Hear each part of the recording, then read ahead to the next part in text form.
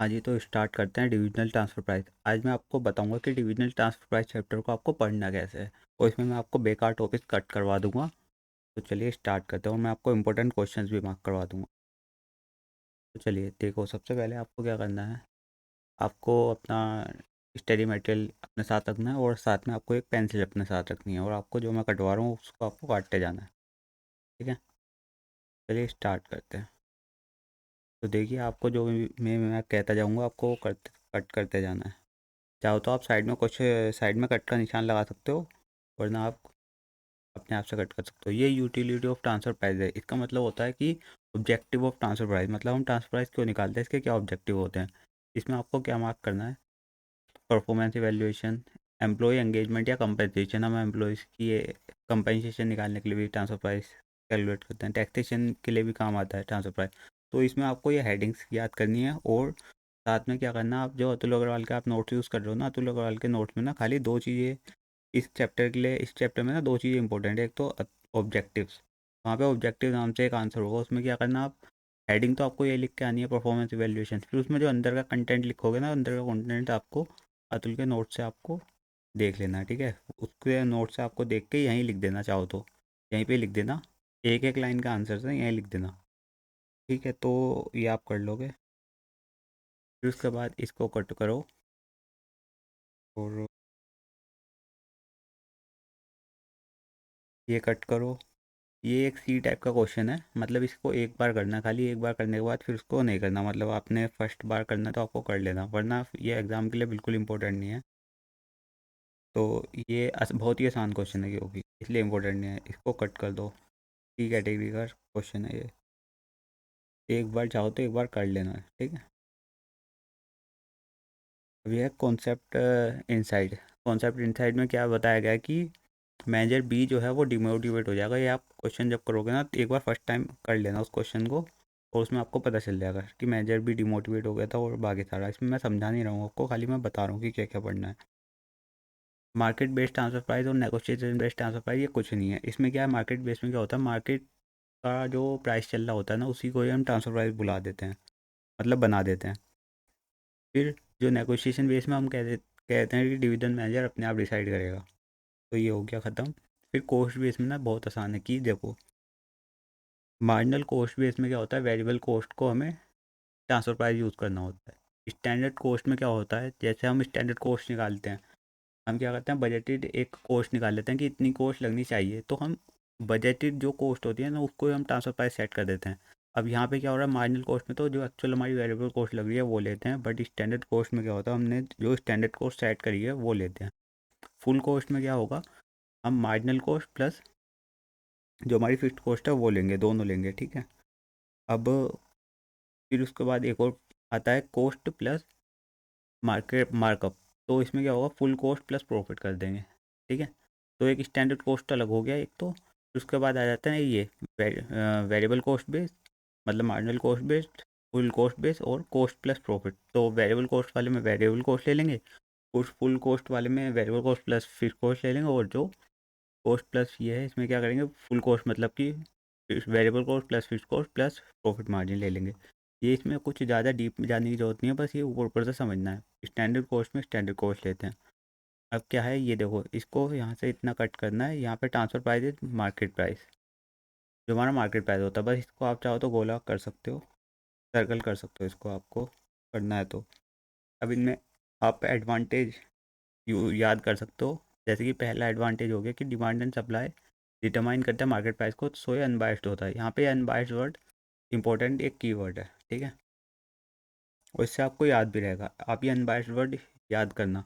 तो जब भी आप इसे याद करने आओगे ना, तो आप ऐसे ही मार्क कर लो जैसे मैंने करवाया ना, इसको ऐसे सर्कल कर लो, और ये डिमांड एंड सप्लाई को ऐसे कर लो। फिर उसके बाद है ये, these prices can not be manipulated, market prices are less ambiguous compare to cost based pricing. ठीक है, ये दो आप मार्क कर लो, इससे ज़्यादा करने की भी ज़रूरत नहीं मानता मैं। लास्ट वाले को चाहो तो आप कट कर सकते हो। फिर डिसएडवांटेज, डिसएडवांटेज में क्या करना है आपको, मार्केट प्राइस में note be completely unbiased, because जहाँ पे कॉम्पिटिटिव एनवायरनमेंट नहीं होता ना, तो वहाँ पे ये प्राइस अनबायस्ड नहीं होगा। ठीक है, अब दिस मेथड में not be suitable when price fluctuate widely, जहाँ पे प्राइस वाइडली फ्लक्चुएट होता है वहाँ पे भी ये मेथड सुटेबल नहीं होगा। Goods are transferred at intermediate stage, जहाँ पे गुड्स इंटरमीडिएट स्टेज में ट्रांसफर हो रहा है जिसका फाइनल हमारे पास मार्केट प्राइस अवेलेबल नहीं है, तो वहाँ पे भी हम जब मार्केट प्राइस अवेलेबल नहीं होगा तो हम वहाँ पर कैसे ट्रांसफर प्राइस सेट करेंगे, तो ये हमारे डिसएडवांटेज हो जाते हैं। तो मार्केट प्राइस के एडवांटेज क्या थे, एक तो पहले था अनबायस्ड और दूसरा हो गया they can not be manipulated. तो ये हमारे दो एडवांटेज हो गए थे। फिर इसके डिसएडवांटेज क्या होंगे कि कभी कभी ये जो होता है ये अनबायस्ड हो जाता है कम्प्लीटली, मतलब एक मे नोट भी कम्प्लीटली अनबायस्ड, मतलब ये कभी कभी बायस्ड हो जाता है जहाँ पे कॉम्पिटिटिव एनवायरनमेंट एग्जिस्ट नहीं करता। और दूसरी बात कि जहाँ पे प्राइस वाइडली फ्लक्चुएट करता है वहाँ पे भी ये सूटेबल नहीं है। एंड जहाँ पे गुड्स इंटरमीडिएट स्टेट में ट्रांसफ़र हो रहे हैं तो वहाँ पे भी ये सूटेबल नहीं है, बिकॉज वहाँ पे मार्केट प्राइस अवेलेबल नहीं होता है। मार्केट प्राइस में नॉट भी available for such intermediate good behaviour. ये मेरे हिसाब से इसे पढ़ने की ज़रूरत नहीं है, बट आप चाहो तो एक बार पढ़ सकते हो इसको, ठीक है। Share profit related to cost, ये एक मेथड होता है। इसमें क्या है, ये इसका एक ही क्वेश्चन दिया हुआ है, ये बी कैटेगरी का क्वेश्चन है, बी कैटेगरी का ये टॉपिक भी है, ठीक है। तो ये बी कैटेगरी का एग्जाम्पल है, इसको आप मार्क कर लो। इसको आपको इसमें आपको बहुत ही आसान है। इसमें क्या करना होता है, आपको टोटल प्रॉफिट निकालना है। टोटल प्रॉफिट को जितनी हमारी कॉस्ट इनकर हुई है उसके बेसिस में डिवाइड करना है। फिर जो हमारी टोटल कॉस्ट है प्लस जो प्रॉफिट हमने डिवाइड करा है उसको टोटल नंबर ऑफ यूनिट से डिवाइड कर देंगे तो हमारा ऐसे ट्रांसफर प्राइस आ जाएगा। ये एक बहुत ही आसान तरीका, मतलब बहुत ही आसान था। इसमें क्या है, दो केस बने हुए हैं इस क्वेश्चन में। एक तो ये केस 1 है 5,000 का आइटम, और एक 8,000 का आइटम वाला केस 2 है। ये एक्सटर्नल वेंडर का प्राइस है, तो ये आप कर लोगे। अगर आप चाहते हो कि मैं करवाऊँ ये, तो आप मुझे कमेंट में बता सकते हो। यहाँ पे ये एलोकेट वगैरह कर दिया। फिर इसके बाद ना इसी क्वेश्चन को मार्केट प्राइस के मेथड से भी सोल्व करना था, तो वो यहाँ पे कर रखा है सोल्व। और फिर हम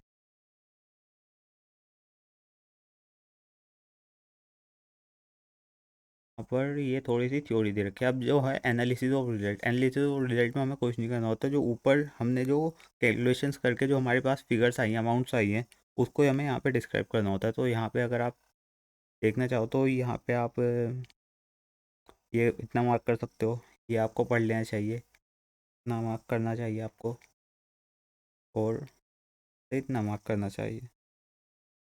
एक बार इसको देख लो कि आपको इसे कैसे लिख के आना है, क्योंकि हम सेम तो याद कर नहीं सकते हैं। तो एक बार आपको इसको देखना है, ठीक है। यहाँ से भी आप एक बार इसको देख सकते हो कि हमें कैसे लिखना होता है। अब ये कॉस्ट बेस्ड ट्रांसफ़र प्राइस यहाँ से स्टार्ट होता है। यहाँ पे क्या है, यहाँ पे एडवांटेज और डिसएडवांटेज दे रखे हैं। ऊपर मार्केट बेस हमारा ख़त्म होता है। अब यहाँ पे ना मुझे लगता है कि ये advantage disadvantage cost based transfer price के नहीं करना चाहिए। यहाँ पे इसमें जो इंडिविजुअल केस दे रखे हैं कि जैसे मार्जिनल कॉस्ट बेस, इसके एडवांटेज डिसएडवांटेज मुझे लगता है ये ज़्यादा इंपॉर्टेंट है, ठीक है।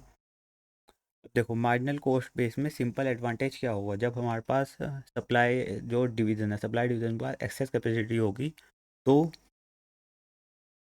यहाँ पे ये मेथड काम आ सकता है। क्योंकि सप्लाई डिवीज़न के पास एक्सेस कैपेसिटी है तो उसकी जो एक्स्ट्रा कॉस्ट लगने वाली है वो खाली मार्जिनल कॉस्ट लगने वाली है, उसका कोई कंट्रीब्यूशन का लॉस भी नहीं होने वाला है। मैं अगर आपको ये कॉन्सेप्ट आते नहीं है ना तो आपको ये समझने में दिक्कत हो रही होगी। अगर आपको आते हैं तो आपको ये समझ आ गया होगा जो मैंने बोला। सप्लाई डिवीज़न के पास एक्सेस कैपेसिटी है तो यहाँ पे ये मेथड एडवांटेजेस होता है। और ये आपको यहाँ से कट करना है। फिर डिसएडवांटेज अगर हम इसकी बात करें तो देखो डिसएडवांटेज ये होगा कि जो सप्लाई डिवीज़न है ना उसके पास प्रॉफिट ना तो वो रिकवर कर पा रहा है वो परचेजिंग डिवीज़न से, और साथ में वो फिक्स कॉस्ट रिकवर नहीं कर पा रहा है। तो यहाँ पे ये दो डिसएडवांटेज होगा। Is not allowed to be charge to purchasing division, ठीक है। और यहाँ से तो कट कर दो बाकी को। ये कॉन्सेप्चुअल इंसाइट में इसमें आप पढ़ लेना, इसमें ये लिखा हुआ होगा कि जो सप्लाई डिवीज़न है वो अपनी सप्लाई डिवीज़न को मतलब दिक्कत हो रही है, तो ये आप पढ़ लेना इसमें क्या लिखा हुआ है। एडवांटेज डिसएडवांटेज आपको याद करना है, ठीक है। स्टैंडर्ड कॉस्ट बेस में क्या होता है, एक pre determined cost rate set होता है जो कि बजटेड कॉस्ट के बेसिस पर होता है। साल के स्टार्टिंग में ही सेट कर देते हैं। प्री डिटरमाइंड कॉस्ट रेट होता है, इतना बाकी पढ़ना नहीं है। फिर उसके बाद एडवांटेज इसके क्या होते हैं। एडवांटेज इसका ये देखो, यहाँ तक का मार्क करना आपको। Performance valuation can be done again budgeted cost target. और यहाँ पे जो इसका डिसएडवांटेज है ये आपको रटना पड़ेगा। ये मेरे भी समझ में नहीं आया ये क्या लिख रखा है। और ये कॉन्सेप्चुअल इंसाइट में इसको आपको कट कर दो, क्योंकि ये बिल्कुल भी समझ में नहीं आया कि ये इसमें क्या लिखा हुआ है, इसमें क्या चीज़ बताई गई है। बट यहाँ पे एडवांटेज समझ में आ जाता है कि performance valuation can be done again budgeted cost target. जो हमने बजट सेट करे थे स्टार्टिंग में कि हमारा कितना मतलब कॉस्ट लगने वाली है, तो हम यहाँ पे जब ट्रांसफ़र प्राइस सेट करें तो वो भी प्री डिटरमाइंड हमारी कॉस्ट है, मतलब स्टैंडर्ड कॉस्ट के बेस पे सेट करें, तो यहाँ पे परफॉर्मेंस वैल्यूएशन हो सकता है उन बजटेड कॉस्ट टारगेट से मैच करके। तो स्टैंडर्ड कॉस्ट में आपको खाली यही याद करना है कि ये रटना है एक तरीके से, इसको तो रट्टा मार लो और इसको याद कर लो कि performance valuation can be done against budgeted cost target. और यहाँ पे स्टैंडर्ड कॉस्ट में क्या करना है, प्री डिटरमाइंड ये कॉस्ट रेट सेट होता है, ठीक है। तो इसके बाद है full cost based transfer price. Full cost based transfer price में मैंने बताया था फुल कॉस्ट में क्या होगा, variable cost plus fixed cost. तो ठीक है, तो यहाँ पे देखो transfer price is set on full cost basis, ठीक है। तो काटना है बाकी को। फिर इसके बाद एडवांटेज इसका क्या होगा, सिंपल सी बात है, यहाँ पे हम अपनी फिक्स कॉस्ट रिकवर करवा रहे हैं, तो यहाँ पे यही एडवांटेज होगा कि fix cost is allowed to be recover. तो full cost of good is recovered and supplying division will not show loss. जब फुल कॉस्ट वो अपनी रिकवर कर पाया तो उसको लॉस नहीं होगा, पर उसको प्रॉफिट भी नहीं होगा। तो हम डिसएडवांटेज में क्या बोलेंगे, market markup is markup can not be charge on internet transfer, the supplying division does not record any profit on the sale, this is incentive.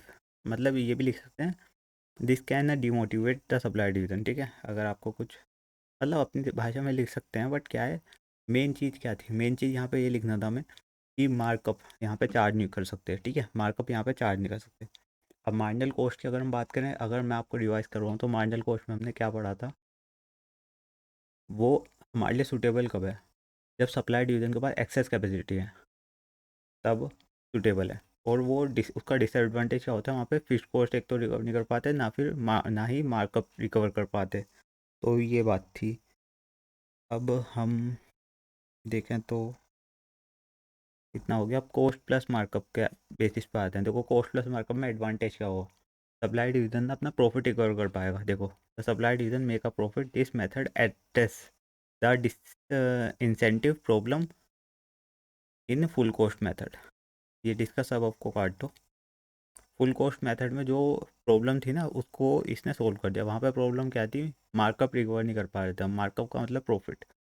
तो यहाँ पे हम अपना प्रॉफिट रिकवर कर पा रहे हैं। तो यहाँ पे जो डिसएडवांटेज क्या होगा वो देख लो ज़रा। Disadvantage transfer price is set under this method closely approximate. हाँ ये बस एक रटने वाला है, ये रटने वाली चीज़ है। अगर आपको करना है तो कर लो, वरना इतने को छोड़ के भी जा सकते हो। इसमें डिसएडवांटेज यही होता है कि ये प्राइस सेलिंग प्राइसेस के बेसिस पे होता है। ये बिल्कुल रटने वाला टॉपिक है, ये पता नहीं आई ने जो दिया है ये मेरे समझ में नहीं आया, तो इसको काट दो। इतना आप रट सकते हो अगर आपको रटना है तो। मैं होता तो मैं ये रट के जाता। फिर इसके बाद है कॉन्सेप्ट इनसाइट। फिर इसके बाद ये नेगोशिएशन बेस्ड ट्रांसफर प्राइस है। ये नेगोशिएशन बेस में क्या होता है, अपने आप प्राइस सेट कर लेते हैं लोग। तो ये बात है, अपने आप मैनेजर्स को कहते हैं कि मैनेजर्स को ऑटोनॉमी दे देते हैं कि अपने आप डिसाइड कर लो।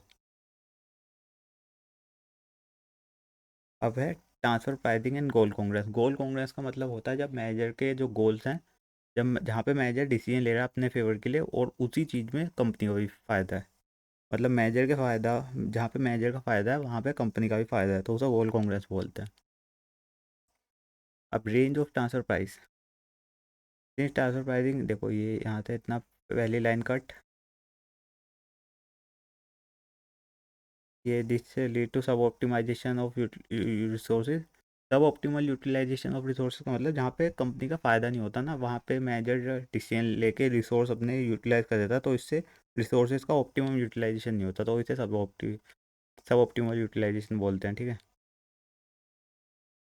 अब रेंज ऑफ ट्रांसफर प्राइस, जब जब हम रेंज बनाते हैं ना ट्रांसफ़र प्राइस की, तो जो उस रेंज के बीच में जो भी ट्रांसफ़र प्राइस हमारा आता है उससे हमेशा कंपनी को फ़ायदा होता है, ठीक है।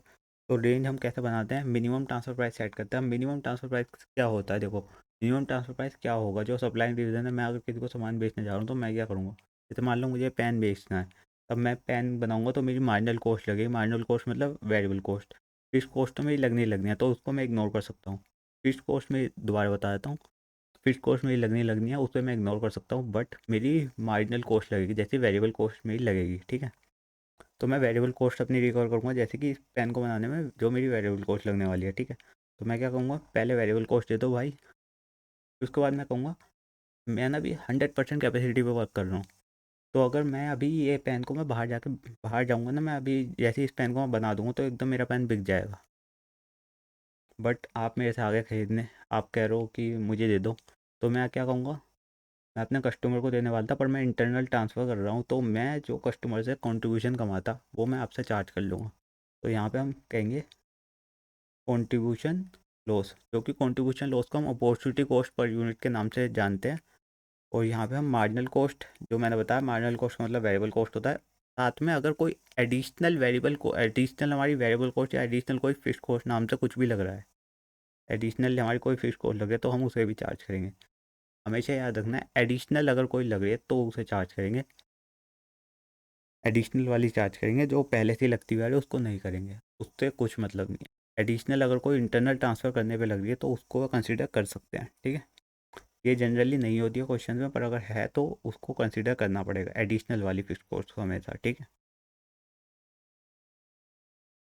Maximum transfer price, maximum transfer price निकालने में ना लोगों को एक जगह दिक्कत आती है, वो है नेट मार्जिनल रिवेन्यू।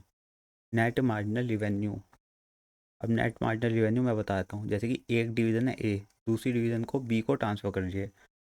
मान लो बिस्कुट ट्रांसफ़र कर रही है, ये देखो गोल गोल बिस्कुट ट्रांसफ़र कर रही है, ठीक है। ये बिस्कुट का हमें ट्रांसफ़र प्राइस निकालना है, और वो भी मैक्सिमम ट्रांसफ़र प्राइस निकालना है। मिनिमम निकालना अभी आ गया है, मैंने मिनिमम निकालना बता दिया, variable cost plus contribution loss, ठीक है। मैक्सिमम ट्रांसफ़र प्राइस निकालना, तो मैक्सिमम ट्रांसफ़र प्राइस निकालने के लिए सबसे पहले हमें निकालना पड़ेगा नेट मार्जिनल रिवेन्यू। ये देखो net marginal revenue and external buying price, इसका लोअर करना होता है, तो वो ठीक है। तो हम निकालेंगे net marginal revenue.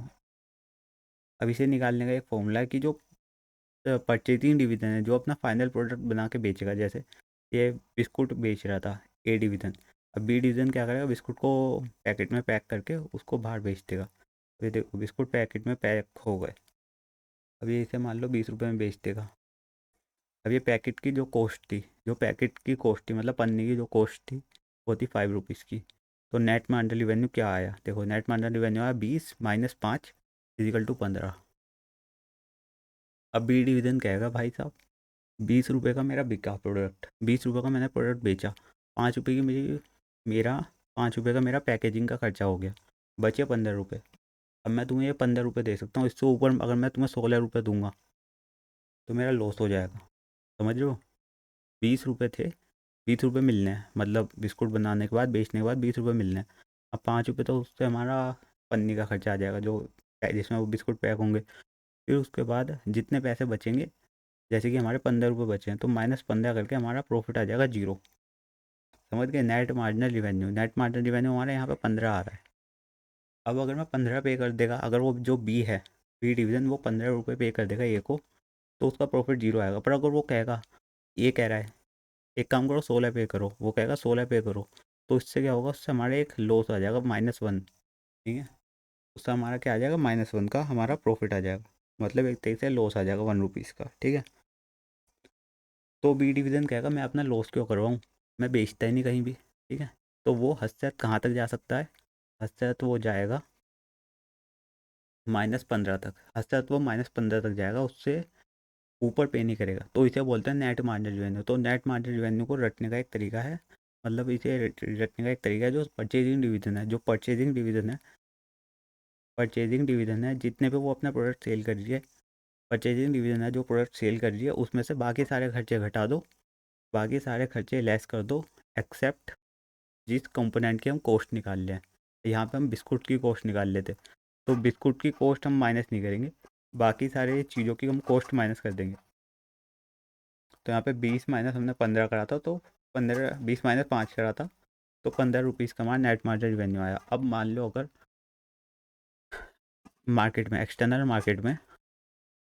External market में कोई अगर यही प्रोडक्ट 14 रुपीज़ में दे रहा है, तो बी कहेगा एक तो भाई मैं खुद को 15 रुपये से ज़्यादा नहीं दे सकता था, क्योंकि मेरा लॉस आ जाएगा, मैं तो 16 रुपये पे करूँगा।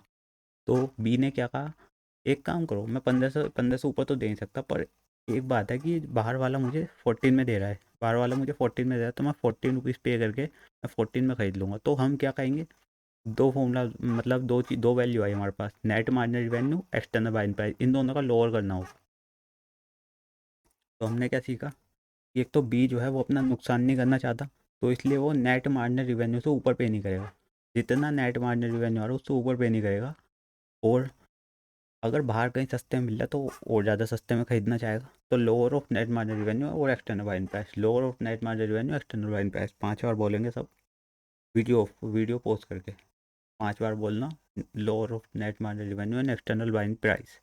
नेट मार्जिनल रिवेन्यू क्या होता है, जो परचेजिंग डिवीजन है जो अपना प्रोडक्ट बेच देगी, उसमें से बाकी सारे खर्चे हम लेस कर देंगे, एक्सेप्ट उस कंपोनेंट को लेस नहीं करेंगे जिस कंपोनेंट का हम ट्रांसफर प्राइस निकाल लें, ठीक है, जिस कंपोनेंट का हम ट्रांसफर प्राइस निकाल लें, बाकी सारे खर्चे हम लेस कर देंगे।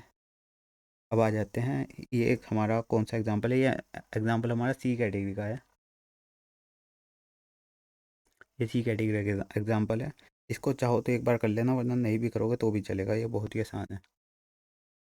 मतलब ये आसान तो नहीं है, पर क्या है कि इस टाइप के एग्जांपल आपको आगे मिल जाएंगे, तो इसलिए ये मतलब इस टाइप के मतलब थोड़े से हार्ड क्वेश्चन मिलेंगे, तो ये बहुत ही एक इजी क्वेश्चन होता है उन सबके सामने। मतलब हार्ड क्वेश्चन भी इजी है वैसे तो, सारा सब कुछ इजी है, पर ये जो क्वेश्चन है ना ये बहुत ही ज़्यादा इजी है, इसके सारे कॉन्सेप्ट आगे वाले क्वेश्चन में कवर हो जाएंगे, तो इसलिए इसको करने की ज़रूरत नहीं है मानता मैं। इसके बाद है ट्रांसफ़र प्राइसिंग डिसीजन। अब ट्रांसफ़र प्राइसिंग डिसीजन मैं समझा देता हूँ।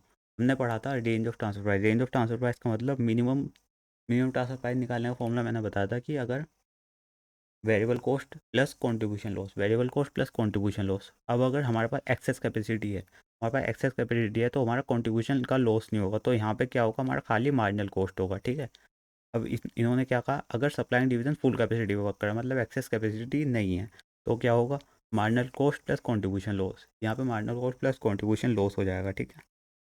तो फिर हम क्या करेंगे, हम इस पूरे को ही कट कर देंगे, हम इस पूरे को ही कट कर देंगे, ये सब बेकार की बात है ये सब कुछ।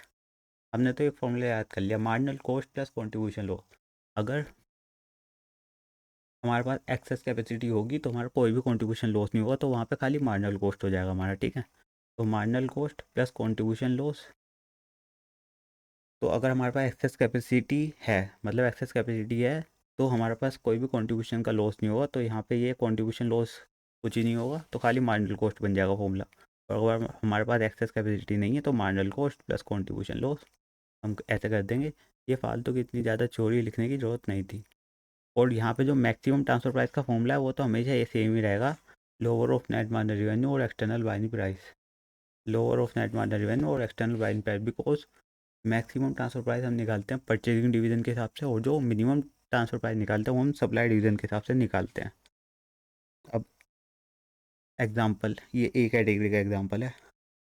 अब इसमें भी आपको क्या करना है मैं बताता हूँ। ये जो ए वाला पॉइंट है और जो बी वाला पॉइंट है, इन दोनों को मत करना। अगर बी वाले को बार बार रिवाइज करना, बी वाले को बार बार रिवाइज करना, ठीक है। जो ए वाला पॉइंट है, इसमें क्या है, इसमें एक्सेस हमारे पास कैपेसिटी है, मतलब इसमें एक्सेस कैपेसिटी, हमारा कंट्रीब्यूशन का लॉस नहीं होगा। और जो सी वाला पॉइंट है, इसमें हमारा थोड़ा सा कंट्रीब्यूशन का लॉस होगा, पर बी वाला बहुत ही ज़्यादा मतलब वो बहुत अच्छा क्वेश्चन है, बहुत अच्छा पार्ट है वो। अब हम्म, हाँ, तो ये एक कैटेगरी का क्वेश्चन हो जाता है। अब हम चलते हैं अपनी स्पीड में फिर से।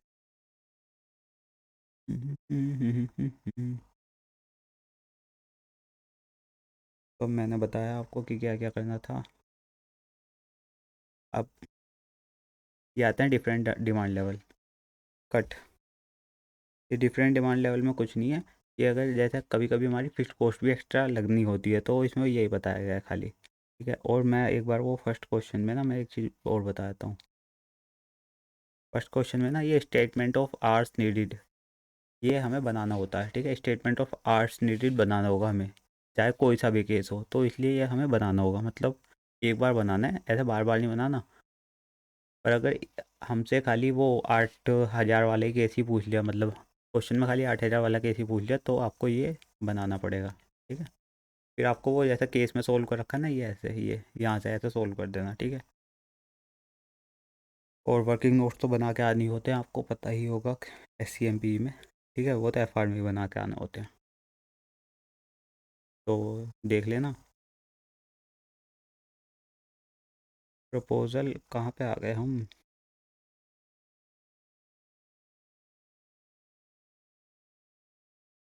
दिल ये पुकारा,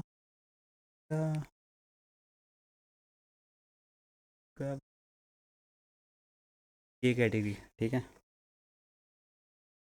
बढ़िया क्वेश्चन है।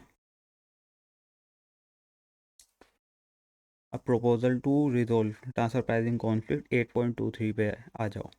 8.23 पे बहुत ही इंपॉर्टेंट है, बहुत ही ज़्यादा इंपॉर्टेंट है। इसको क्या करना, अतुल अग्रवाल के एक बार नोट्स में से देख लेना कि वहाँ पे कुछ एक्स्ट्रा वगैरह लिखा तो है नहीं, ठीक है, वहाँ से एक बार देख लेना, क्योंकि वहाँ पे खाली दो चीज़ें सही थी अतुल अग्रवाल के जो नोट्स हैं इस वाले चैप्टर के लिए, ठीक है, इस वाले चैप्टर के लिए वहाँ पे दो चीज़ें सही थी, एक तो ऑब्जेक्टिव और एक ये वाला proposal for resolving transfer pricing conflict, ठीक है, बहुत ही इंपॉर्टेंट है। Dual rate transfer pricing system, dual rate transfer pricing system में क्या होता है, हम जब दो आपस में मैनेजर लड़ रहे हैं, है ना, वो मान ही नहीं रहे, तो हम क्या कहेंगे, हम सप्लाई डिवीज़न को कह देंगे एक काम कर, तुझे प्रॉफिट ही चाहिए ना, तो प्रॉफिट ही चाहिए ना, तो हम क्या करें, एक काम कर, तू प्रॉफिट अपना रिकॉर्ड करता रहे, supply division will record transfer price by including a normal profit margin. But हम परचेजिंग डिवीज़न से कह देंगे तुझे तो मिनिमम कॉस्ट पे खरीदना था ना, तो एक काम कर, तू मार्जिनल कॉस्ट पे खरीद ले, तो अपना मार्जिनल कॉस्ट पे रिकवर कर, ठीक है। दो रेट चलेंगे ड्यूअल रेट ट्रांसफर प्राइस में, दो रेट चलेंगे। सप्लाई डिवीजन क्या करेगा, रिकॉर्ड करेगा at including normal profit margin, but purchasing division क्या करेगा, वो मार्जिनल कॉस्ट पे रिकवर करेगा, ठीक है। तो इससे क्या प्रॉब्लम, और ये बाकी सारा काट सकते हैं, मेरे हिसाब से मैं तो काट के जाता, अब देख लो। हाँ, it can complicate the record, ये रिकॉर्ड को कॉम्प्लीट कर देता है। जब हम इसके ड्रॉबैक्स क्या हैं, ड्यूअल रेट ट्रांसफर प्राइसिंग के ड्रॉबैक्स क्या हैं, कॉम्प्लिकेट कर देगा, क्योंकि दो रेट फॉलो कर रहे हैं तो इससे रिकॉर्ड्स हमारे कॉम्प्लिकेट हो जाएंगे, और जो प्रॉफिट हो रहा है डिवीजन को वो आर्टिफिशियल है, and they need to be use only for internal evaluations. तो आप ये याद कर सकते हो, और जैसे मैंने मार्क करवाया वैसे मार्क कर सकते हो, इसको सर्कल कर लेना कॉम्प्लिकेट द रिकॉर्ड को, और यहाँ पे प्रॉफिट इज आर्टिफिशियल ऐसा सर्कल कर लेना। इसके बाद है two part transfer pricing system, ये बहुत ही इंपॉर्टेंट है। इसमें क्या है, ये जो two part transfer pricing system है ना, एक तो ये इस केस सिनेरियो में आया हुआ है, प्लस ये TY के यहाँ पे ऐसे लिख दो, TY के 8 में दे रखा है, बहुत ही बढ़िया क्वेश्चन। इसमें क्या होता है, हम ट्रांसफ़र प्राइस जो सेट करते हैं ना, वो हम सेट करते हैं एक तो lump sum charge plus marginal cost, lump sum charge और मार्जिनल कॉस्ट। लमसम चार्ज हमारे क्या होता है, फिक्स्ड कॉस्ट का चार्ज होता है, जितना हमारी फिक्स्ड कॉस्ट लग जाए उसका चार्ज, और जो मार्जिनल कॉस्ट होती है, मार्जिनल कॉस्ट का हम अलग से चार्ज करते हैं। तो लमसम चार्ज मतलब इसमें ये फिक्स्ड कॉस्ट हो गया, और ये हो गया हमारे मार्जिनल कॉस्ट, ठीक है।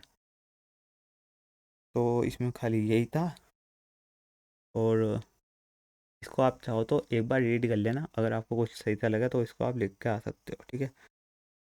ये केस सिनेरियो को आपको पढ़ना है, ये जो केस सिनेरियो दे रखा है ये बहुत ही अच्छा दे रखा है। इसमें दे रखा है to overcome the above optimal decision making, मतलब to overcome the above conflict, ये बड़े बड़े वर्ड्स अगर आप नहीं लिखना चाहते तो पर कॉन्फ्लिक्ट लिख देना एक बार। और दैट कैन बी अकर, हम दैट अकर बिकॉज हम ऊपर marginal cost based transfer pricing system follow कर रहे थे, तो उससे क्या होता, उससे प्रॉब्लम अराइज हो रही थी, तो हमने क्या करा, हमने कहा dual rate transfer pricing system follow कर लो, वरना two part transfer pricing system follow कर लो। जब भी वो कहेगा, जब भी क्वेश्चन में आ जाए ना कि कॉन्फ्लिक्ट को रिजोल्व करना है, तो जब भी कॉन्फ्लिक्ट को रिजोल्व करने वाली बात आ जाएगी ना, तो मोस्ट ऑफ द केसेस में हमें ये दोनों लिख के आने पड़ेंगे, ड्यूअल रेट और टू पार्ट, इसको याद करना पड़ेगा। International transfer pricing system, oh my God, बहुत बड़ी चीज़ है, इसमें कुछ भी नहीं दे रखा है, तो आप पढ़ोगे ना इसमें कुछ भी नहीं है, इसमें बस ये बता रखा है कि जो ट्रांसफ़र प्राइस निकालते हैं ना उसकी वजह से हम हमारे जो इंटरनेशनल, हम जब ट्रांसफ़र इंटरनेशनल हम इंपोर्ट एक्सपोर्ट करते हैं, तो उसमें जब हम ट्रांसफ़र प्राइस निकालते हैं तो उससे हमारे टैक्स पे फ़र्क पड़ता है, तो इसमें खाली यही बताया गया है, बट इसका कोई भी ज़्यादा इम्पैक्ट यहाँ पर बताया नहीं गया है। और उसके बाद ये बी कैटेगरी का एक एग्जाम्पल आ जाता है। बी कैटेगरी का मतलब ये नहीं है कि आपको छोड़ के आना है, बी कैटेगरी और ए कैटेगरी बहुत ज़्यादा इंपॉर्टेंट है। बी कैटेगरी और ए कैटेगरी बहुत ज़्यादा इंपॉर्टेंट है। ए कैटेगरी का मतलब जो ए वाले क्वेश्चन है ना उनको तो लास्ट पे देख के जरूर जाना है, और जो बी कैटेगरी वाले क्वेश्चन हैं वो जितने ज़्यादा सोल्व करोगे, मतलब जिन पे ग्रिप आ जाए, उनको लास्ट पे सोल्व नहीं करना, और जिन पे ग्रिप नहीं आ रही बी कैटेगरी वालों पे, उनको आपको मतलब क्या है, उनको आपको लास्ट पे करके जाना होगा, क्योंकि ए और बी कैटेगरी वाले क्वेश्चन बहुत ही ज़्यादा इंपॉर्टेंट है। ठीक है, मतलब इनका आने का फुल चांस है। तो मैंने बताया ये बी बी कैटेगरी का है। बी कैटेगरी का मतलब एक तरीके से ये मान लो थोड़े से आसान क्वेश्चन। ठीक है, पर आने के मतलब फुल चांस है इनके। इलस्ट्रेशन 1, ये बी कैटेगरी का क्वेश्चन है। इसमें आपको क्या करना है, इसमें आपको दो एडजस्टमेंट लर्न करनी है। देखो, एक तो है ये 2 carat of raw emerald yield for 1 polished stone. ठीक है, अब इसी एडजस्टमेंट का कहाँ पे आ रहा है इम्पैक्ट, यहाँ पे आएगा। तो आप मार्क कर लेना ऐसे ही जैसे मैं मार्क करवा रहा हूँ। और जब आप अपना रिवीजन करो, कभी कभी हम ऐसा फुल से पूरा रिवीजन नहीं कर पाते, तो हमें ऑडिट करना पड़ता है, मतलब क्वेश्चन को देखना पड़ता है, तो हम ऐसे देख सकते हैं। तो यहाँ पे ना, यहाँ पे इसका इम्पैक्ट यहाँ पे आएगा। जो ट्रांसफर प्राइस निकालेंगे ना, जब हम परचेजिंग डिवीजन की हम कॉस्ट निकालेंगे, तो परचेजिंग डिवीजन की कॉस्ट में हम मल्टीप्लाई बाय 2 करेंगे, क्योंकि 2 रो एमराल्ड लग रहे थे। ठीक है, एमराल्ड पता नहीं क्या होता है, पर 2 लग रहे थे, तो हो गया। ठीक है, फिर इसके बाद है इंटरनेशनल, बहुत बड़ी बड़ी चीज़ें दे रखी हैं, करेंसी मैनेजमेंट वगैरह, मतलब करेंसी का भी इम्पैक्ट आता है। बहुत बढ़िया, बहुत बढ़िया, ज्ञानबाजी। फिर इसके बाद कट कट, ये ट्रांसफर प्राइसिंग में डिफरेंट सिनेरियो दे रखा है कि हम मार्केट प्राइस के बेसिस पर ट्रांसफर प्राइसिंग कर सकते हैं। ये हमने ऊपर पढ़ लिया है, मतलब ऊपर एडवांटेज डिसएडवांटेज हमने ऊपर पढ़ लिए थे। ठीक है, तो मेरे हिसाब से यहाँ से इसे करने की ज़रूरत नहीं है।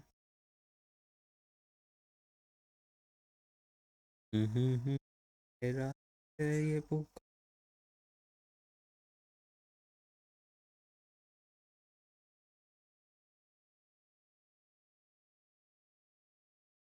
यहाँ से देख लेना कि यहाँ पे कुछ अगर अच्छा कुछ दे रखा है, तो यहाँ पे कुछ अच्छे पैराग्राफ्स दे रखे हैं, तो चलो मैं ही पढ़ लेता हूँ।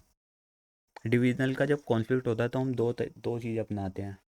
पहला है 2 पार्ट ट्रांसफर प्राइसिंग सिस्टम और dual rate transfer pricing system. तो ये dual rate transfer pricing system, वही ऊपर जो पढ़ा था, the supply and division report transfer price by including a normal margin there by, ये तो ऊपर वाली लाइन कॉपी पेस्ट कर रखी है, काटो इसे। फिर इसके बाद advantage, allow better evaluation of each division performance, improve cooperation between division, promote goal congruence, reduce sub optimization of resources। ये पॉइंट आप ऐड कर सकते हो ऊपर जाके। देखो, कॉम्प्लिकेट द रिकॉर्ड, चलो डिसएडवांटेज तो ऊपर गिवन ही था, इसको मत करो, पर ये एडवांटेज इसके चाहो तो ऊपर इंक्लूड कर देना, वरना मत ही करना, चाहता है मुझे तो लगता है। और 2 पार्ट ट्रांसफर प्राइसिंग में ये फॉर्मूला कर लो। और लमसम चार्ज हमारा फिक्स कॉस्ट को रिकवर करने के काम आता है। जब आप TY के 8 करोगे ना, तो आपको ये ज़्यादा समझ में आएगा कि फिक्स कॉस्ट कैसे रिकवर हो रही है। बहुत बढ़िया क्वेश्चन, मज़ा आ गया उस क्वेश्चन को देख के। तो कट करना है, ये फॉर्मूलाज हैं जो हमने ऊपर पढ़े थे। आ जाते हैं TY को मार्क करने पे। TY के मार्क करते हैं, ये बी कैटेगरी का है, इसमें मैं TY का 1 करवा देता हूँ, बहुत मस्त है। G is the transferring division. ठीक है, G is the transferring division and R the receiving division in a company. R जो है वो रिसीविंग डिवीज़न है, और जी जो है वो ट्रांसफरिंग डिवीज़न। तो एक तरीके से जी हो गया गिवर, ये दे रहा है ट्रांसफरिंग डिवीज़न। आर जो है वो रिसीविंग डिवीज़न है। आर है डिमांड फॉर 20%, आर के बाद 20% की डिमांड है। ठीक है, state with reason which division will enjoy more advantage in each of the following independent situation. तो यहाँ पे बता रखा है कि हम ट्रांसफर प्राइस का मेथड कौन सा फॉलो करेंगे। यहाँ पे बता रखा है कि जी का प्रोडक्शन लेवल कितना है, मतलब जी कितना प्रोड्यूस कर रही है, और एक्सटर्नल डिमांड कितनी है। एक्सटर्नल डिमांड बता रखी है, तो किस डिवीज़न को फ़ायदा होगा, और यहाँ पे हमें रीज़न बताना है। ठीक है, तो चलो मैं एक काम करता हूँ, मैं बिना आंसर देखे करता हूँ इसको solve. Full cost no markup, मतलब फुल कॉस्ट हम अपनी रिकवर कर पा रहे हैं। अब जी जो है, जी का प्रोडक्शन लेवल चल रहा है 60%, जी का प्रोडक्शन लेवल 60% चल रहा है। ठीक है, और जो एक्सटर्नल डिमांड है, एक्सटर्नल डिमांड हमारी 40% की है। एक्सटर्नल डिमांड हमारी 40% की है, जी का प्रोडक्शन लेवल 60% चल रहा है। ठीक है, मतलब वो 60% तक की फिक्स कॉस्ट अपनी इनकर इनकर कर रहा है, बट एक्सटर्नल डिमांड उसकी 40% है खाली। तो उसका 20% तो एक्सेस कैपेसिटी है उस पर, उसके पास 20% एक्सेस कैपेसिटी है, उसका कोई कंट्रीब्यूशन का लॉस नहीं हो पा रहा है, वो अपनी फुल कॉस्ट रिकवर कर रहा है, फुल कॉस्ट अपनी वो रिकवर कर रहा है। तो फुल कॉस्ट रिकवर कर पा रहा है, इसका मतलब अपनी फिक्स कॉस्ट रिकवर कर पा रहा है। तो यहाँ पे जी का बेनिफिट हो पा रहा है, जी अपनी फिक्स कॉस्ट रिकवर कर पा रहा है जो उसकी फिक्स कॉस्ट रिकवर नहीं हो पाती। तो डेट्स वाई यहाँ पे जी का बेनिफिट हो रहा है। ये आपको थोड़ा सा रटना भी पड़ेगा इस चीज़ को। मतलब क्या है, ये एकदम से हम हमारे सामने क्वेश्चन आ जाएगा तो हमें शायद हम इतना एनालाइज ना कर पाएँ, तो आपको थोड़ा सा इसे रटना पड़ेगा कि यहाँ पे ये जी का बेनिफिट हो रहा है, और जी का बेनिफिट क्यों हो रहा है, वो अपनी फिक्स्ड कॉस्ट रिकवर कर पा रहा है। अब मार्केट प्राइस का अगर हम मेथड देखें तो मार्केट प्राइस में क्या होता है, जो मार्केट में प्राइस चल रहा होता है, मतलब एक तरीके से हमारी फिक्स्ड कॉस्ट रिकवर हो जाती है और हमारा कंट्रीब्यूशन भी रिकवर हो जाता है। तो यहाँ पे जी का प्रोडक्शन लेवल 80% है, एक्सटर्नल डिमांड हमारी 60% की है। तो यहाँ पे जो जी जो डिवीज़न है वो अपनी फिक्स्ड कॉस्ट भी रिकवर कर रहा है, वो अपना फिक्स्ड कॉस्ट और साथ में कंट्रीब्यूशन भी अपना रिकवर कर पा रहा है। तो यहाँ पे जी बेनिफिट में है, ठीक है। अब यहाँ पे है मार्जिनल कॉस्ट। तो मार्जिनल कॉस्ट जी का प्रोडक्शन लेवल 100% है और एक्सटर्नल डिमांड है 80% की। अब यहाँ पे जो जी जो डिवीजन है, जी डिवीज़न जो है, जो सप्लाइंग डिवीज़न है, उसका कोई लॉस तो हो नहीं रहा है। वो मार्जिनल कॉस्ट इनकर करेगा, मार्जिनल कॉस्ट पे ही कर देगा, फिक्स कॉस्ट तो उसकी लगनी है। बट जो आर जो डिवीज़न है, आर डिवीज़न को बेनिफिट इसलिए हो रहा है क्योंकि उसको मार्जिनल कॉस्ट पे सामान मिल रहा है। तो यहाँ पे बेनिफिट मोर बेनिफिट में कौन है, जी का तो कुछ बेनिफिट नहीं है। जी डिवीज़न जो है उसका कुछ बेनिफिट नहीं है, उसकी मार्जिनल कॉस्ट रिकवर हो रही है और वही उसकी लग रही है, तो जीरो बेनिफिट है जी का, जी को तो। बट आर को बेनिफिट क्यों है, क्योंकि आर अपनी मार्जिनल कॉस्ट रिकवर कर पा रहा है। तो आर मतलब आर जो है मार्जिनल कॉस्ट पे अपनी परचेस कर पा रहा है। तो R is beneficial because R is able to purchase at marginal cost. अब मार्केट प्राइस के बेसिस पर अगर हम देखें तो यहाँ पे 100% है और यहाँ पे ये 90% इसकी एक्सटर्नल डिमांड है, तो 10%। अब यहाँ पे जो 10% के बात में हम देखेंगे तो 10% है, 10% दो केस बनेंगे यहाँ पे। ये आपको खुद से एक बार चेक कर लेना, इसके बारे में मैं थोड़ा सा लंबा हो जाएगा और इसमें मुझे थोड़ा सा इसको मुझे खुद देखना पड़ेगा। तो आपका होगा बीच में छोड़ के चला गया क्वेश्चन को। चलो एक काम करता हूँ, करवा ही देता हूँ।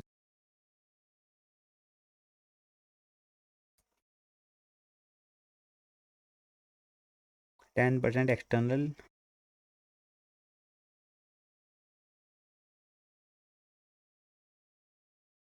जी का प्रोडक्शन लेवल 100% है, एक्सटर्नल डिमांड इज 90%। तो यहाँ पे जो 10% है, 10% तो इसकी एक्सेस कैपेसिटी है, तो 10% पे तो ये अपना मार्केट प्राइस से रिकवर कर रहा है, तो 10% में इसका बेनिफिट है। बिकॉज यहाँ पे 10% में अपनी सब कुछ रिकवर कर पा रहा है, और जो बाकी जो 10% है इसमें भी इसका कुछ लॉस नहीं हो रहा, बिकॉज इसमें इसका जीरो लॉस हो रहा है। बिकॉज यहाँ पे एक्सटर्नल प्राइस जो है वो ट्रांसफर प्राइस से इक्वल है, मार्केट प्राइस के इक्वल है, तो वहाँ पे तो इसका जीरो लॉस हो रहा है ना। और यहाँ पे इसका 10% में बेनिफिट इसलिए हो रहा है क्योंकि यहाँ पे ये फिक्स कॉस्ट भी रिकवर कर रहा है, प्लस यहाँ पे ये अपना क्या रिकवर कर पा रहा है, फिक्स कॉस्ट भी रिकवर कर रहा है और साथ में कंट्रीब्यूशन भी रिकवर कर रहा है। तो यहाँ पे ये इसलिए बेनिफिट में है, ठीक है। तो आप इसे एक बार देख लेना। मार्केट प्राइस में क्या है, मार्केट प्राइस मेथड में क्या होता है, जो मार्केट प्राइस है वही ट्रांसफर प्राइस सेट हो जाता है। तो यहाँ पे जो 10% जो अपनी ये डिमांड को, देखो 90% है ना, तो यहाँ से 10% एक्सटर्नल सेल्स कम करनी पड़ेगी क्योंकि उसकी डिमांड जो इंटरनल वाली थी वो 20% थी, तो 10% इंटरनल कम करनी पड़ेगी। तो मतलब एक्सटर्नल कम करनी पड़ेगी, तो एक्सटर्नल हो जाएगी 80%। 10% वहाँ से जब कम करी तो वहाँ से तो कुछ लॉस नहीं हुआ, क्योंकि जहाँ से वो 10% कम करी हमने, मार्केट प्राइस हम बाहर भी चार्ज करते हैं, मार्केट प्राइस इंटरनली भी चार्ज करेंगे, तो वहाँ पे तो जीरो। तो ये हो गया जीरो, जीरो का लॉस और जीरो का प्रॉफिट। इसमें कुछ नहीं हुआ, कोई दिक्कत नहीं आई, एट पार पे रहे हम। फिर बाकी जो 10% था, बाकी 10% में हमने फिक्स कॉस्ट भी रिकवर करी, कॉन्ट्रीब्यूशन भी रिकवर करा, तो जी बेनिफिट में रहा, ठीक है। अब जो सेकंड क्वेश्चन है ये हो जाता है हमारा ए कैटेगरी का क्वेश्चन। ए कैटेगरी का क्वेश्चन हो जाता है, यहाँ पे जो हमारा जो आउटसाइड का प्राइस था ना, आउटसाइड का जो प्राइस होगा वो होगा 23+3 = 26, 23+3 = 26, क्योंकि हम अगर आउटसाइड से परचेस करेंगे तो 23+3 रुपीज़ का हमारा मॉडिफिकेशन लगेगा। बट जब वाई जो है, Y purchase from division next, तो उसको एडिशनल जो खर्चा करना पड़ रहा है वो 2 रुपये का करना पड़ रहा है। तो हमें एट पार, अगर हम आउटसाइड प्राइस जो चल रहा है वो चल रहा है 26, अब हमें आउटसाइड प्राइस के एट पार जाना है, तो हम क्या करेंगे, हमें इंटरनल प्राइस इतना सेट करना पड़ेगा कि हमारी जो टोटल कॉस्ट आ जाए वो 26 आए। तो हम क्या करेंगे, हम 26 माइनस 2 करेंगे ना, तो हमारा आ जाएगा 24। तो हम 24 रुपीज़ तक अगर हम देंगे इंटरनल ट्रांसफ़र में, तो हमारा हम एट पार पे रहेंगे, क्योंकि ये 2 रुपये का हमारा एक्स्ट्रा खर्चा होने वाला है। तो प्लस 2 कर देंगे तो यहाँ पे 26 हो जाएगा। तो हम कहेंगे कि हम तुझे जो वाई डिवीज़न है वो कहेगा मैं तुझे 24 तक दे सकता हूँ। ठीक है। ऐसे ही जेड के केस में भी हो जाएगा। जब आप जेड का सोल्व करोगे, तो जेड के केस में ये आ जाएगा 25 तक आ जाएगा। कर लेना अपने आप से सोल्व। जो थर्ड वाला है ये है बी कैटेगरी का क्वेश्चन। यहाँ पे कैपेसिटी यहाँ से देख लेना एक बार, इसको मार्क कर लो कैपेसिटी को, आगे सोल्व करने में आसानी रहेगी। ये 189 हो जाएगा। 210 माइनस 10% का क्वांटिटी डिस्काउंट, और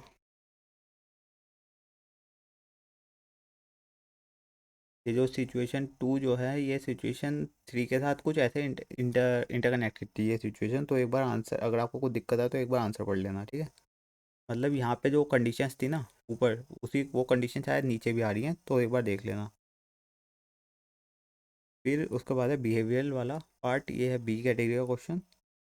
फिर उसके बाद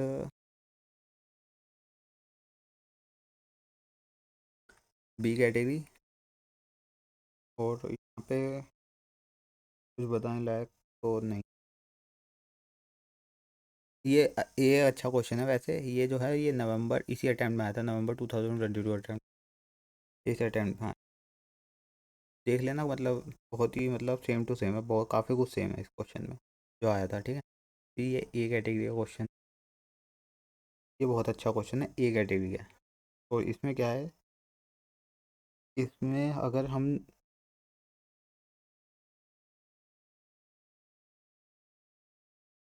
जो नेट मार्जिनल रिवेन्यू निकालेंगे,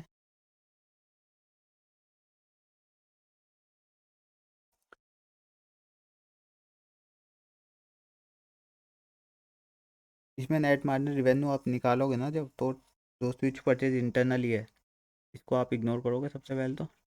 और जो कंपोनेंट आउटसाइड से परचेज करेंगे, एक तो इसे कंसीडर करना है, और वेरिएबल कॉस्ट को कंसीडर करना है, फिक्स कॉस्ट कंसीडर नहीं होगी। तो ये एक तो ये कंसीडर होगा 50 रुपीज़, और ये 40 रुपीज़ कंसीडर होगा, ठीक है। ये फिक्स कॉस्ट कंसीडर नहीं होगी। और ये तो इंटरनल वाला स्विच का परचेज है। तो नेट मार्जिन रिवेन्यू निकालते हुए हम क्या करते हैं, जो परचेजिंग डिवीजन है,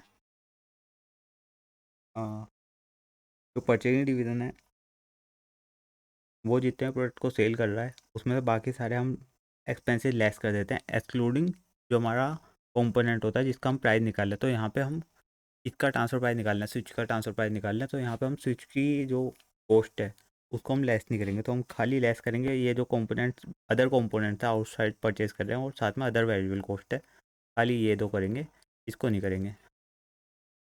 तो इससे आपका नेट मार्जिनल रेवेन्यू आ जाएगा। मैं ज़्यादा यहाँ पे कुछ समझा नहीं पा रहा हूँ, क्योंकि टाइम ये लिमिटेड रखना है। ये 130 में से माइनस कर देना 50, वो जो ऊपर मैंने बताया, ये 50 माइनस कर देना, और यहाँ पे 40 माइनस कर देना, तो नेट मार्जिनल रेवेन्यू आ जाएगा। फिर उसके बाद हम देखें तो ये कैटेगरी का क्वेश्चन बहुत इंपॉर्टेंट, और जो बिजनेस मॉडल, ये बहुत ही आसान क्वेश्चन है। मतलब बहुत ही आसान है, एक बार पढ़ के देखना मज़ा आ जाएगा इस क्वेश्चन को देख के। बस क्या है, इसकी प्रैक्टिस करनी पड़ेगी एक दो बार तो आसान हो जाएगा ये हवाबाजी, यहाँ पे कुछ हवाबाजी चल रही है और कुछ नहीं है, बेकार चीज़ लिखी हुई। इसको यहाँ से इतना मार्क कर लो, सही रहेगा। Strength mobile the customer. तो ये यश एक सीईओ है, और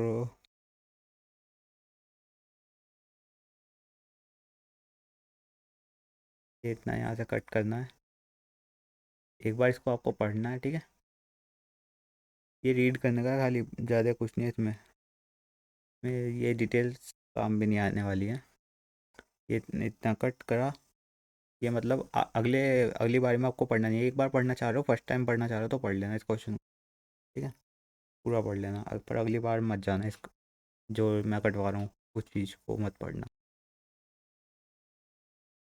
इसको पढ़ लेना, इसको काटो, ये दो लाइनों को काटो, यहाँ से पढ़ो 1 मैजिक से लेके डिपार्टमेंट तक, और यहाँ पे हैंस से लेके ये लास्ट वाली लाइन काट दो।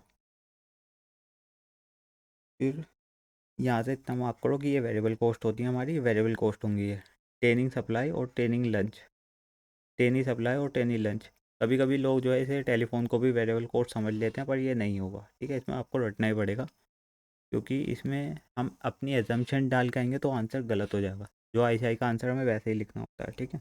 तो ये वेरिएबल कॉस्ट है ट्रेनिंग सप्लाई और training lunch.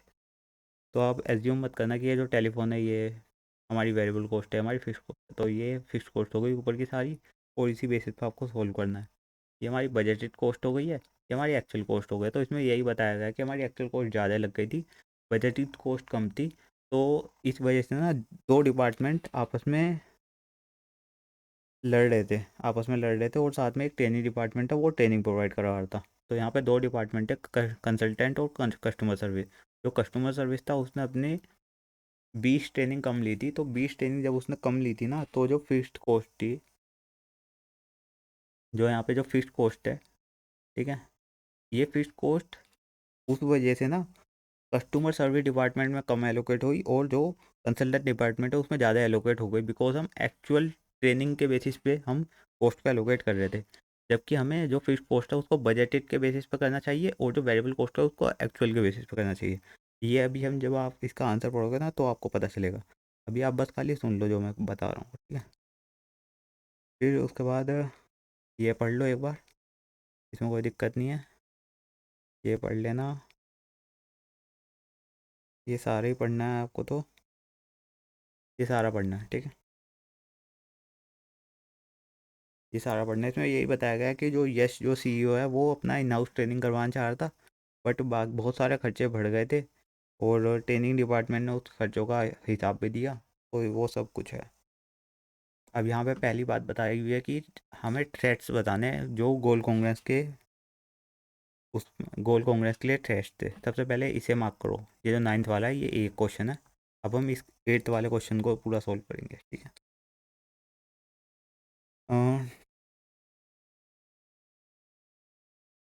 Identify the thread, इसमें हमें आपको पढ़ना पड़ेगा, एक एक थ्रेड्स बताना पड़ेगा। तीन तरीके के थ्रेड्स थे, तो वो आपको रटने पड़ेंगे। कि वो तो रटना मतलब ऐसा पूरा रटना नहीं होगा, आपको तो बस समझना पड़ेगा कि इस टाइप से आपको लिख के आना है, ठीक है। और आपको ऊपर से देख के कॉपी पेस्ट करना है या तो, बट क्या है, उस टाइप से आपको लिखना पड़ेगा, एक बार आंसर पढ़ना पड़ेगा इसके लिए। फिर दूसरी चीज़ बताइए, इन्होंने बताया अल्टरनेटिव ट्रांसफर प्राइसिंग मेथोडोलॉजी, मैंने आपको बताया था, और देखो इन्होंने खुद लिख के दे दिया, two part transfer pricing, two part pricing system, ठीक है। Two part transfer pricing system में क्या होता है, लमसम चार्ज प्लस, मतलब दो पार्ट बना दो, इसे रटने का तरीका क्या है, दो पार्ट बना दो, lump sum charge plus marginal cost, lump sum charge plus marginal cost. Lump sum charge में हम फिक्स कॉस्ट चार्ज करेंगे, और जो मार्जिनल कॉस्ट में हम वेरिएबल कॉस्ट चार्ज करेंगे। और लास्ट वाली चीज़ है इवैल्यूएट, ये आप एक बार आंसर पढ़ लेना तो आपको समझ में आ जाएगा, और उसी फॉर्मेट में अपनी लैंग्वेज में आपको लिख के आ जाना है, ठीक है। अब हम एक बार इसको आंसर को देख लेते हैं, मैं देख लेता हूँ कि कौन से पेज पे है। 8.56,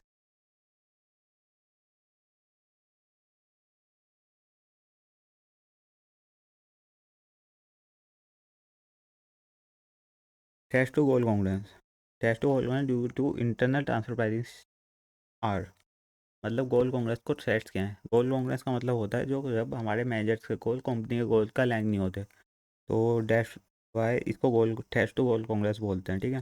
तो यहाँ पे सबसे पहले यहाँ से इतना मार्क करना है आपको एफिशिएंटली तक, ठीक है। यहाँ पे ये बताया गया है कि जो यूज़र ग्रुप या कंसल्टिंग या कस्टमर सर्विस डिपार्टमेंट है ना, मतलब यूज़र ग्रुप का मतलब consulting and customer service department जो ट्रेनिंग ले रहे थे, वो कह रहे थे कि जो ट्रेनिंग डिपार्टमेंट है वो अपनी कॉस्ट को कंट्रोल नहीं कर पा रहा है, और बिकॉज वो अपनी कॉस्ट को क्यों कंट्रोल नहीं कर रहा, बिकॉज उसकी सारी कॉस्ट ना यूज़र डिपार्टमेंट में एलोकेट हो रही है, क्योंकि हम एक्चुअल कॉस्ट को एलोकेट कर रहे थे हमें, जबकि बजटेड कॉस्ट को एलोकेट करना चाहिए। हमने स्टार्टिंग में ईयर के स्टार्टिंग में हमने बोल दिया कि तुम्हारी 2 लाख 29 लाख के करीब की कॉस्ट लगने वाली है, पर फिर अगले साल बोल रहे हैं कि 38 लाख की कॉस्ट लग गई, और उसको एलोकेट कर रहे हैं, तो ये गलत है। तो हम मतलब जब इसका हम सेकंड पार्ट में जाएंगे ना तो हम आंसर सोल्व करेंगे, तब हम 29 के हिसाब से कॉस्ट को एलोकेट करेंगे। तो अभी के लिए हमने एक बात देखी कि कस्टमर सर्विस और कंसल्टेंट डिपार्टमेंट नाराज थे। वो अपनी कॉस्ट को एलोकेट नहीं अपनी कॉस्ट को कंट्रोल नहीं कर रहा, बिकॉज उसकी कॉस्ट एलोकेट हो रही है। तो ये सारी बात थी। फिर सेकंड वाले पॉइंट में आते हैं, यहाँ पे यश जो CEO है वो फर्म बिलीवर है, बिकॉज उसको वो फर्म बिलीवर है, वो इन हाउस ट्रेनिंग, उसको इन हाउस ट्रेनिंग ही करवानी है, वो इन हाउस ट्रेनिंग के पीछे ही पड़ा हुआ है। यहाँ तक मार्क करना है कॉस्ट तक। फिर उसके बाद higher internal transfer pricing system में अफेक्ट एम्प्लॉय मोरल मोरल तो ये सारी बातें लिखी हुई हैं। फिर most cost of training department are fixed in nature. तो एक बार आप इसको पढ़ना सही से। Most cost of training department are fixed in nature, उसकी जो कॉस्ट थी ना वो फिक्स्ड थी नेचर में। तो दैट्स का जब कस्टमर सर्विस डिपार्टमेंट अपनी क्या कहता है अपनी ट्रेनिंग, अपने जितने नंबर ऑफ ट्रेनिंग सेशन था वो अपने अवेल नहीं करेगा, तो उसकी वजह से क्या होगा, उसकी वजह से हमारा डिनोमिनेटर 180 पर चला जाएगा। जो हम टोटल कॉस्ट को डिवाइड करेंगे नंबर ऑफ ट्रेनिंग सेशन है, तो नंबर ऑफ ट्रेनिंग सेशन पहले 200 थे, पर उसने अपने 20 सेशन कम अवेल करे, तो उसकी वजह से 180 सेशन हो गए। तो 180 सेशन से जब हम डिवाइड करेंगे तो ऑब्वियस सी बात है पर सेशन की हमारी कॉस्ट ज़्यादा आ जाएगी। तो इसी वजह से यहाँ पे ये बात चल रही है कि जो कंसल्टेंट डिपार्टमेंट है वो कह रहा है कि उसने अपने ट्रेनिंग सेशन कम अवेल करे हैं, तो इस वजह उसकी वजह से हायर हायर कॉस्ट हमारी आ गई है। ठीक है, तो ये आपको एक बार पढ़ना है यहाँ तक का, इतना मार्क करना है यहाँ तक। फिर उसके बाद हम जाएंगे पॉइंट नंबर 2 में हमने बताया कि हम कॉस्ट को सेग्रीगेट कर देंगे फिक्स्ड और वेरिएबल कंपोनेंट में। ये यहाँ पे हम इसे फॉर्मूला को आपको लिख के आना है। क्राइटेरिया। फिर उसके बाद देखो, ये यहाँ पे ना आपको ऐसा करना है कि दो दो लाइन बनानी है। यहाँ पे आपको लिखना है फिक्स्ड कॉस्ट, यहाँ पे आपको लिखना है वेरिएबल कॉस्ट।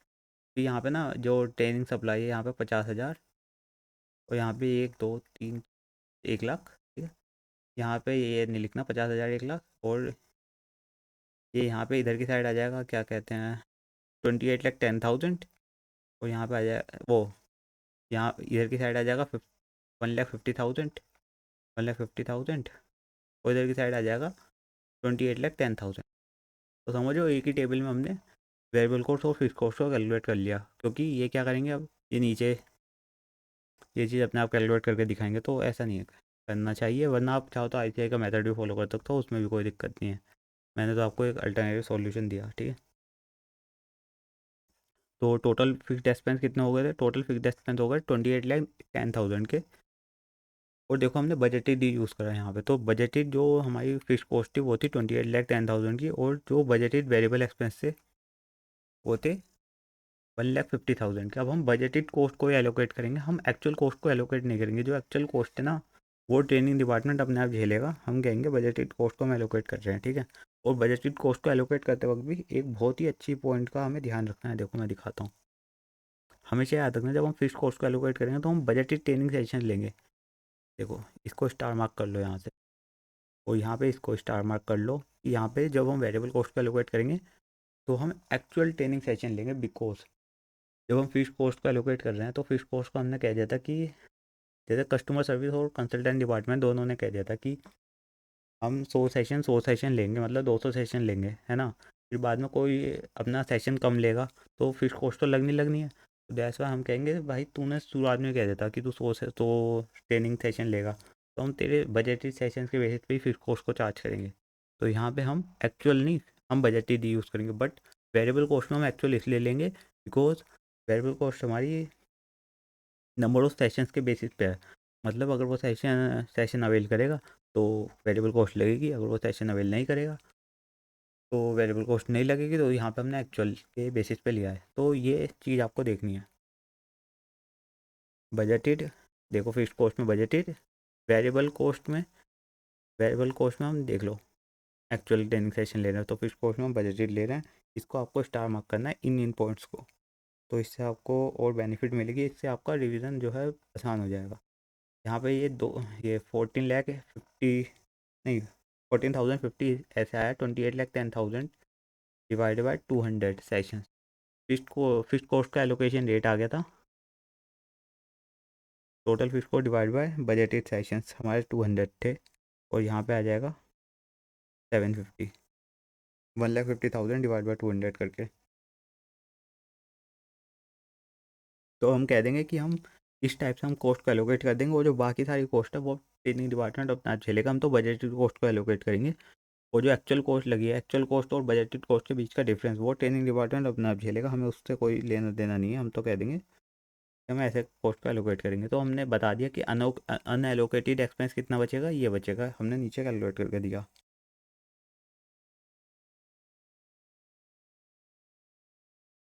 तो ये आप देख लेना ये सारी कैलकुलेशन। फिर उसके बाद ये लास्ट का है, evaluate how two part transfer pricing model will address the goal congruence.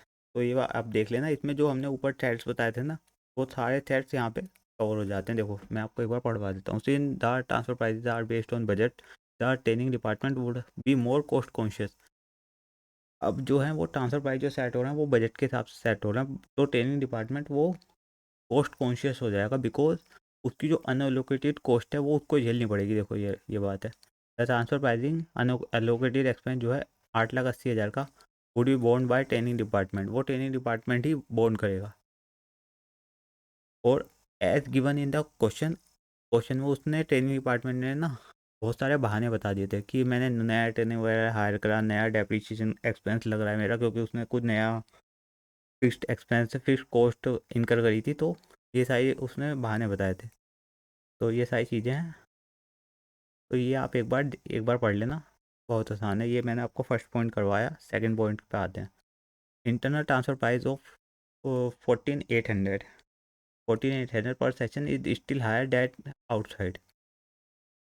Further decision would be based on the company strategic objective. At the same time, if the number of training sessions are expected to increase beyond budget, this transfer price method charge only a marginal cost. This is definitely lower than external rate. तो कह रहा है इस वक्त जो transfer price का rate है वो चल रहा है 14,800। बट अगर हम फ्यूचर में हमारे नंबर ऑफ़ ट्रेनिंग सेशंस बढ़ेंगे तो हमारी फिक्स्ड कॉस्ट हमारी उतनी लगेगी, बट हमारी मार्जिनल कॉस्ट हमारी 750 के हिसाब से लगेगी, 750 के हिसाब से पर सेशन के हिसाब से लगेगी। तो अगर हम ऐसे हमारे नंबर ऑफ़ सेशन बहुत हाई चले गए तो इससे हमारा रेट जो है वो लोअर चला जाएगा। ये सब ज्ञानबाजी दे रखी है, ज़्यादा कुछ ये इंपॉर्टेंट नहीं है, बट आपको एक बार पढ़ लेना, इससे आप समझ जाना एक बार, ठीक है। तो इसमें बस ये दे रखा कि फर्दर अपना कंपनी अपने हिसाब से डिसीजन लेगी, तो इसको तो आपको रटना ही पड़ेगा, है ना। तो आपको थोड़ा सा आप अपनी भाषा में लिख सकते हो इसको कि मुझे क्या लिखना है यहाँ पे। तो यहाँ पे हमें बताया गया कि इंटरनल जो ट्रांसफ़र प्राइस था 14,800 का, वो थोड़ा सा हायर था, और एक्सटर्नल जो चल रहा है वो 12,000 का चल रहा है। तो कंपनी अपने हिसाब से डिसीजन लेगी। तो यहाँ पे ऐसा छोटा छोटा लिख दो कि कंपनी अपने हिसाब से अपने स्ट्रेटेजिक ऑब्जेक्टिव के हिसाब से डिसीजन लेगी। और साथ में ये लिख दो कि जब हमारे नंबर ऑफ सेशन हमारे बढ़ेंगे तो हमारी मार्जिनल कॉस्ट ही लगेगी एक्स्ट्रा, हमारी फिक्स्ड कॉस्ट तो लगने नहीं वाली। तो दैट्स वाई हमारा जो रेट है वो हमारा एक्सटर्नल रेट से कम जा सकता है। अब use this method fixed expense और majority of cost allocated on budget. ये आप खुद से पढ़ लेना। चलो बहुत हो गया। तो फ्रेंड्स इस वीडियो में बस इतना ही। अगर आपको अच्छा लगा हो तो आप मेरे चैनल को सब्सक्राइब कर सकते हैं, ताकि आपको और ऐसी कोस्टिंग के और आपको मिलते रहे वीडियोस। फ्रेंड मिलते हैं अगली वीडियो में।